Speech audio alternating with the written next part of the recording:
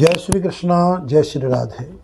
आज मैं आपको पूजा में कुछ ऐसे तत्व, ऐसी वस्तु रखने के बारे में बता रहा हूँ जो हमारे घर में एक अखंड लक्ष्मी, एक अखंड समृद्धि और अखंड शांति एवं दिन प्रतिदिन प्रगति के सूचक होते हैं। सभी घरों में भगवान का मंदिर होता है और मंदिर जिसका जितना बड़ा घर है, मंदिर भी उतना बड़ा होता है। किसी किसी के घर में अगर मानो घर छोटा है तो हमारे मंदिर भी छोटा होता है। लेकिन आज मैं ऐसी कोई दिव्य चीज़ें आपको बता रहा हूँ। ये 7 हमारी चीज़ें हैं।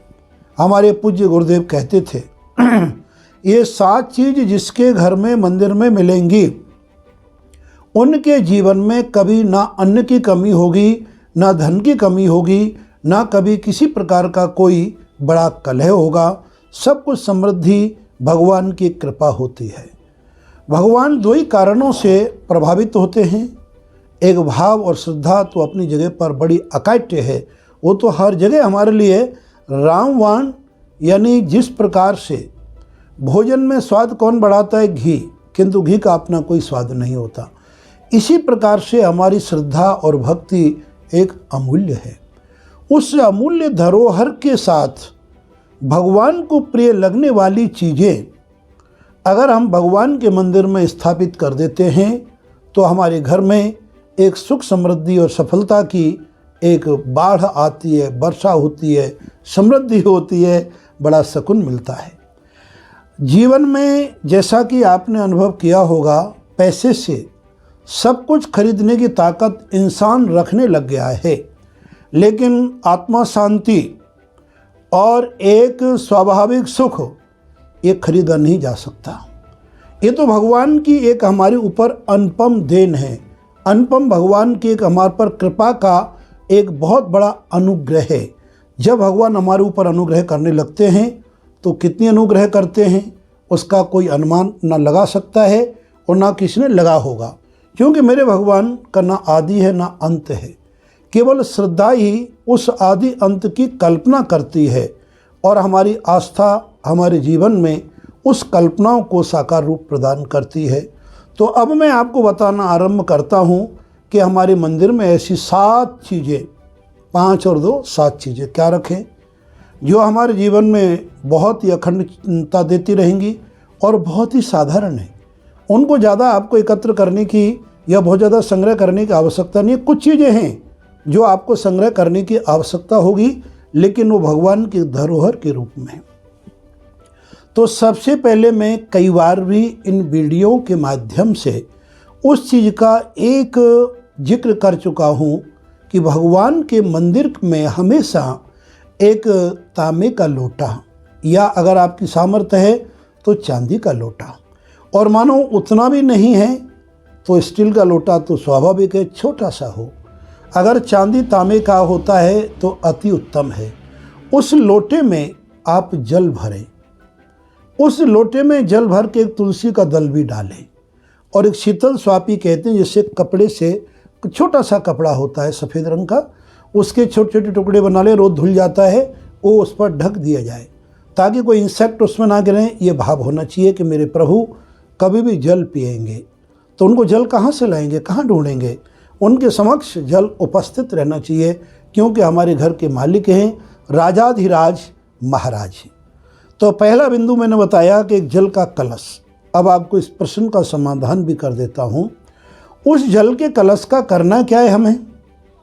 अगले दिन जब ठाकुर की सेवा करेंगे, ठाकुर की पूजा करेंगे, तो जैसे आप मूर्तियों का वस्त्र परिवर्तन करते, श्रृंगार करते, मंदिर की सफाई करते हैं, उसी समय पर उस जल के लोटे को अपने घर में या तो छींटे डालेंगे या पेड़ पौधों में डाल देंगे। छींटा डालने से बहुत अच्छा होगा, पान भी कर सकते हैं, और उसमें ताज़ा जल फिर भर देंगे। एक बिंदु।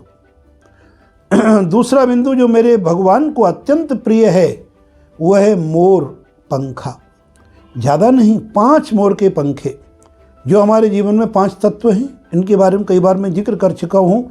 तो 5 मोर के सुंदर सुंदर छोटे नेचुरल, जो आपके चंदवे कहते हैं, जिनको मोर पंखा कहते हैं, वो आपने स्थापित एक सुंदर सा उनका झाड़ा जैसा बना ले। 5 से ज़्यादा कितने भी हों, लेकिन मिनिमम 5 होंगे तो अति उत्तम है।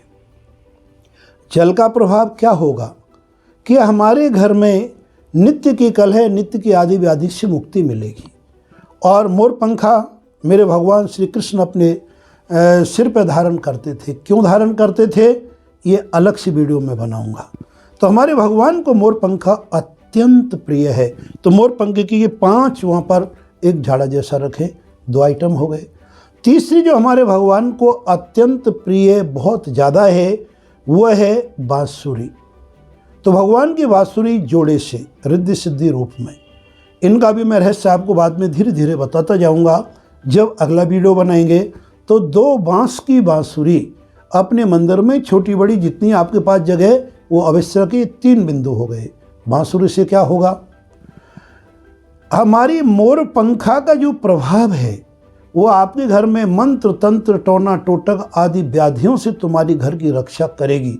कोई भी तुम्हें घात मूठ आदि देने का प्रयत्न करेगा और वापस लौट जाएगी, तुम्हारे घर में प्रवेश नहीं करेगी। बांसुरी की आवाज़ कितनी मधुर है। जब मेरे लाला कन्हैया बांसुरी बजाते थे तो पत्थर भी द्रव हो जाता था, पिघलने लगता था। सभी गोपियाँ और गाय हमारी सीधी भगवान के पास चली आती थी।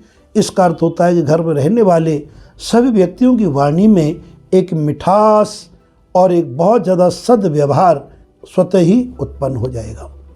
जल का लोटा रखना है, बांसुरी रखनी है, मोर पंखा रखना है। 3 चीज़ आपको मैंने स्पष्ट किया।